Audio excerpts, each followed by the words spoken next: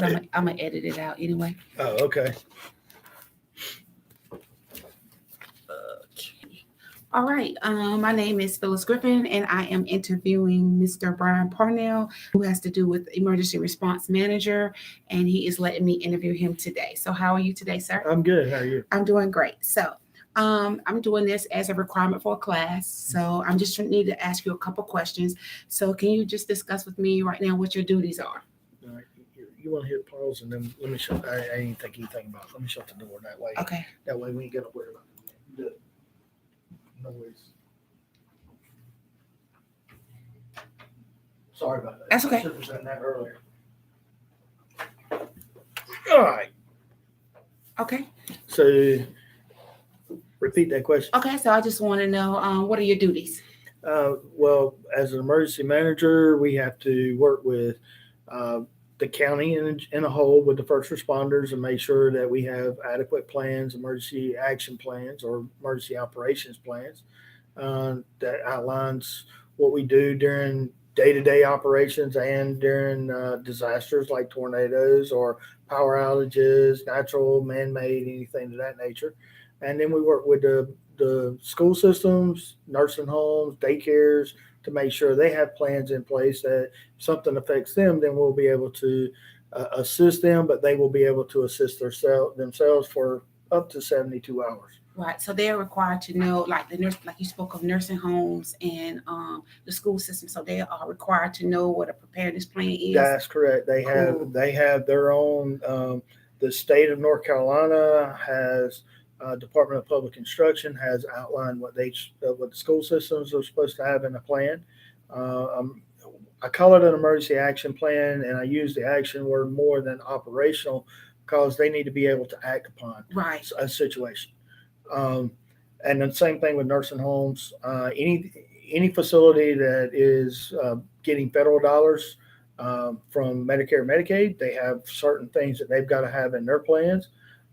So we've been working with them to make sure they have that stuff in their plans. And if they don't, we tell them what they need, and then they'll revamp their plan and be able to bring it back. The whole thing with developing a plan is like that is to make sure that if a disaster or situation happens, that they're not trying to depend on a system that's already tied up doing other things, Right. and they can be what we call self sufficient in what they're doing for at least 72 hours. And then we can start being able to get other resources from outside our jurisdiction to come in and help where we can, where we're lacking.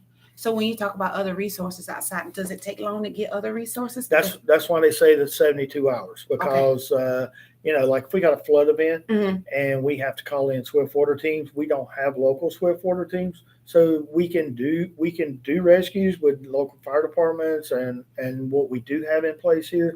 But the specialized teams we need to call in, they're going to be anywhere coming from the mountains of North Carolina. Our closest team would be Greenville. Right. However, we may need to be calling in teams from western part of the state out towards Asheville. And when those teams come in, it takes time for them to get all the manpower together, make sure they got all their equipment loaded, ready to go, and then travel time. And then once they get here, they can't really go to work because they got to have some downtime to be rested well enough, unless it's a life-threatening event.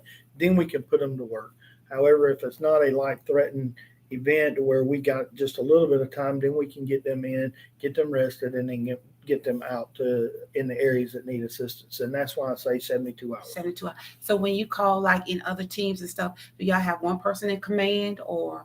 Because I know that'll be a disaster trying to get everybody. Well, yeah. So we do we have an emergency operations center here. Oh, yeah. Okay. And that is our EOC where we are managing the whole incident for Camden and Pasquotank County because this is a dual jurisdiction emergency management office. And so we're sending resources, our local resources. Somebody calls for need for help during an event, then we'll send those from here. And we know we're tracking all of that.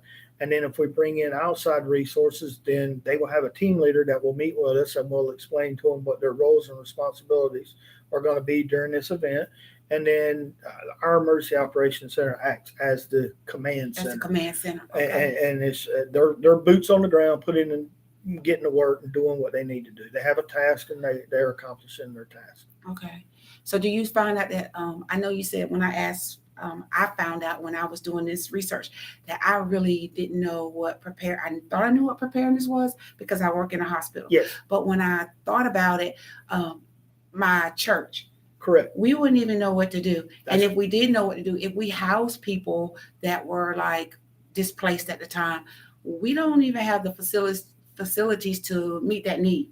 correct. So, how do you what are your suggestions for like local churches and So there are plans where local churches can develop an emergency plan, so they know what to do if an event happens. Now, as far as sheltering and things of that nature, we do have dedicated shelters that are established within the county in different locations. Depends on where the impact is, uh, where our shelters are, and the impact area.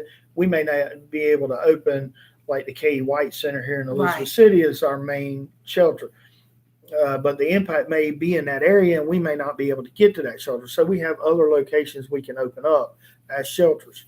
We partner with the Red Cross for those. So we have staff and everything for that. Now, if a church wants to set up a shelter, we don't have the staff or the resources to assist them. So they're right, doing that out of good faith. right, So they need to be thinking about, will they be able to open the doors and take people in and give them a refuge right. shelter, and be able to feed them and provide the needs that they have, citizens may have with power. Like churches got to have a backup power, or Yes, they're not should not be opening the door. That'll provide them with restroom facilities. Are they going to be able to feed them?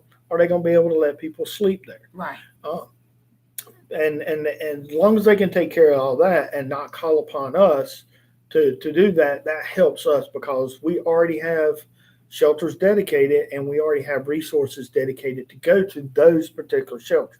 right. We can't open up shelters at every church in the county. Yeah, We don't have enough resources. right, Now, if a community wants to do that, that's fine, but they can't call upon us for those resources to help that out.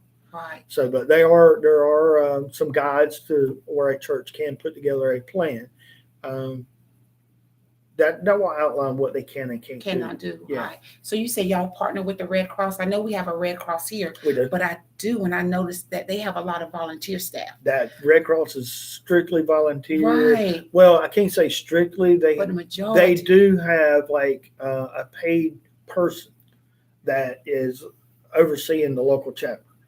And from the local chapter, that one person and higher ups, they're all paid individuals. But everybody else, what I call the worker bees, they're all volunteer. Right. So they try to reach out in the community and get people to help out, not only during a disaster, but if a fire were to affect a family, they work with these volunteers that will be able to pick up the phone, be able to pick up the phone if somebody calls them saying, "Hey, um, John Doe and 3 kids just got displaced from a house fire. I need you to help them out." And then they know what they've got to do to go help provide them the assistance that they need. Right. So as the manager, what do you see as the greatest need as far as preparedness in our community? Uh, Because I know my opinion is people need to know. well, that's it. We have in our agency we have a notification system that we can blast messages out. It's called Code Red. Mm-hmm. People need to sign up for that so that they can be on that list. Now, we don't use that often. We don't use that every time a storm blows in, like the recent snowstorm. Right. We didn't utilize that system. There was not a need for that. We've got social media. We've got a Facebook page that we send out stuff on. We've got the email distribution list that we send to the department heads, to the business leaders. Not all the businesses, but like the daycares, the nursing homes, the schools, and things like that. We have a long list of things that we distribution list that we send out. So we keep them informed, and it's up to that leadership to pass it down to their staff to Right. keep them informed. But as far as being prepared, you can go to ReadyNC or ready.gov, and it has a list of where you can make a family plan. Right. And it tells you how much food, what types of food to store, how much you need to have on hand. If a storm's coming in, whether it's a winter storm, whether it's a tropical event coming in, tells you what you need to include, making sure you got batteries, flashlights, battery operated radio so you can hear radio announcements and things of that nature. That's the biggest key to getting people prepared. Right. Is having a kit, a family kit, a plan that everybody knows what that consists of, what supplies you need, where you're going to go if you've got teenagers, young kids that are at daycares, or teenagers that are going out hanging out with friends. An event comes in, everybody knows where they're going to come together at. Right. And I think that's where we're lacking also. That is. Because I thought about it when I was talking to one lady, medications. You don't think about in the time of event, you're going to have meds Right. or what. And that's one of the things that we put on the list. Make sure you got plenty of medications too. Right. Pharmacies shut down. Right. If they can't get to work, they're not going to be able to fill your medications. Don't wait till the event to happen to say, I need my medicine refilled. You should be staying on top of that at all times. A caregiver, I mean, I know we've got a lot of elderly population within the jurisdictions that somebody comes in and looks after their stuff and making sure they get their meds lined up so they have them at a certain time. Well, that caregiver also needs to make sure that they have a good, adequate supply of medications on hand at all times. Right. So have you seen any limitations under you since COVID, since the pandemic? What kind of limitations? Like might say employees, like I mean staffing or so for this county, and it varies differently from county to county. For my department, it's only myself and an assistant. I'm not the director over EMS. I'm not the director over 911. However, we work closely with those, and there has been staffing shortages at various times due to COVID. The biggest limitation is in-person meetings. Right. We've gone to the virtual age now and doing a lot of virtual. We've participated, but we've not conducted virtual exercises.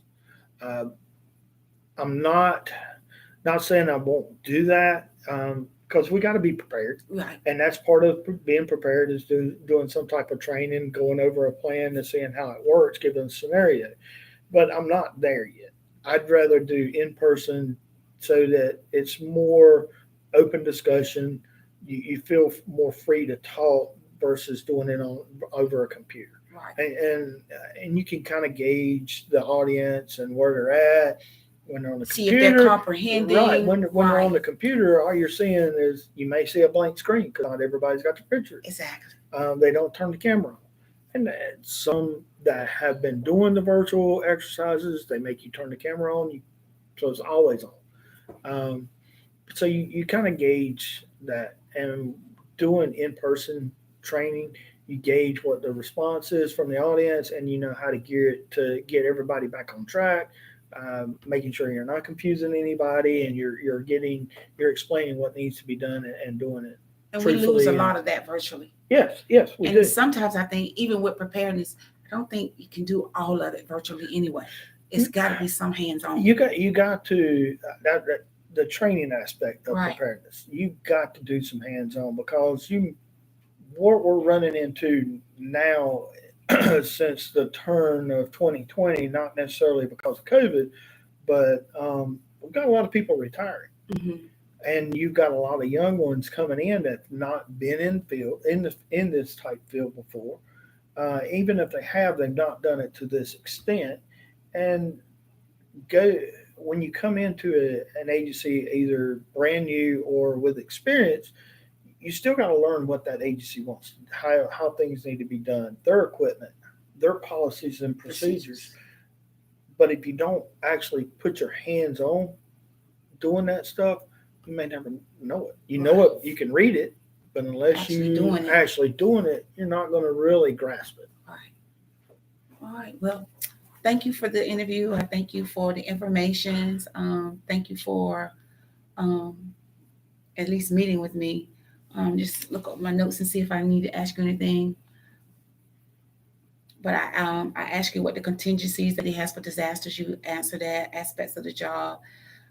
So I just thank you for Oh yeah, everything. yeah, Yeah, you're welcome. I mean, that's the thing. You hit it. Is the preparedness thing that's not out there, and the state of North Carolina has done it, and now with all the social media platforms out there, that's some of the things that you can do.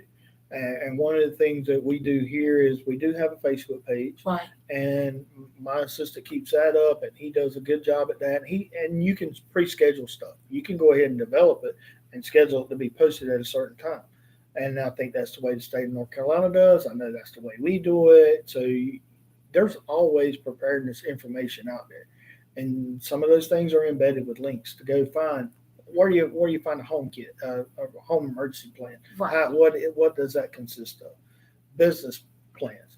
Like tomorrow, we've got an emergency action plan workshop to where we've invited the schools, the nursing homes, hospitals, various businesses and things to come in here and let's talk Yeah, as a group right, of what we're looking to see in an emergency action plan right. and what the rules and regulations are for the schools, what the rules and regulations are for daycares and nursing homes, because they vary.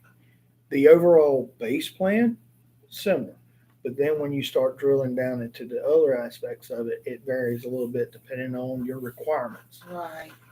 Because I was just thinking, I was like, when you say you're doing the workshop, I was like, um, faith leaders should really need to get together Yeah, and attend your workshops because I'm just looking like, because my church is in a rural area in Tyner. yeah, And it's off 32 in the woods. in the woods. In the Yes. woods. So in the event when we did have a flooding down there, they couldn't get out Yeah. or nobody could get in.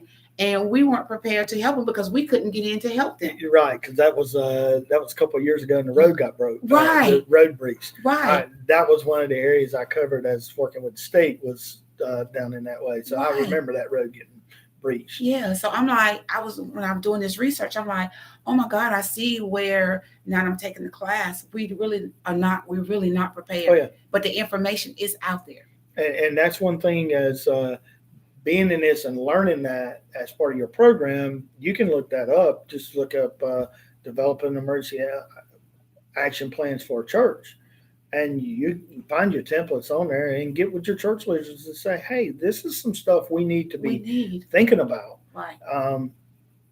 We need to continue teaching the Bible and getting people into church, but we also need to be able.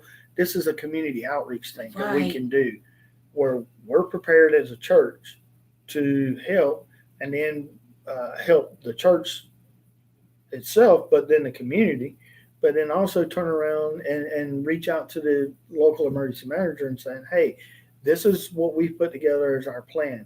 Do you mind reviewing it and tell us where we need to be of assistance? And let them know that you're willing to do some things, and hopefully that emergency manager will be receptive to that and be able to assist you and making sure your plan is good. Yeah. Making sure your plan is good, but also making sure that you're going to be able to meet the needs that they for that community. Right. Wow, that's something to think about. So thank you for the information. Oh yes, ma'am. Yes. Now the other thing on there about developing a church plan and opening the doors, you can't. There are limitations as far as trying to get money back from FEMA. Just because you open a shelter doesn't mean you're qualified to receive that. But that's where you need to reach out. It's Tyner and Chewan, Bertie. It's right on the line. It's a Chewan. Yeah. Chewan okay. County. So Cordell Palmer is the emergency manager there. Good guy, very knowledgeable. But any plans that y'all make, one for the church, but make sure he gets that so he can review it, just give you any feedback on there. But if y'all do want to do any type of sheltering, make sure you touch base with him. Right. Because you said about the generators and all. Yeah, because he doesn't have the generator to put out there. But he's not going to say, I can't say it here and say he's going to say automatically no on it. But I wanted to make sure that you do touch base with him. Just because you're sitting here talking to me today doesn't mean that he's the one that's got to have the ultimate say over that, Right. whether you're okay to open a shelter. But it does come back to where some of those facilities think they can open a shelter, and then they're going to be able to recoup monies through FEMA because they've done a good deed for the community. Right. And that's not the way it And is. that doesn't Yeah. work that way. So just make sure you're touching base with him. Okay. All right. Well, thank you so much. You're welcome. Stream. Don't hashtag my name. Oh, no.